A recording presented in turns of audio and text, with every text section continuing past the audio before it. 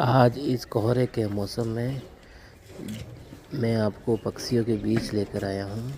ये पक्षियों की दाना चुगते हुए समय और पक्षियों की चहचहाट, ये कितनी मधुर आवाज़ इनकी जो चहचहाट के साथ आप सुन रहे हो। चारों तरफ आज कोहरे का माहौल है।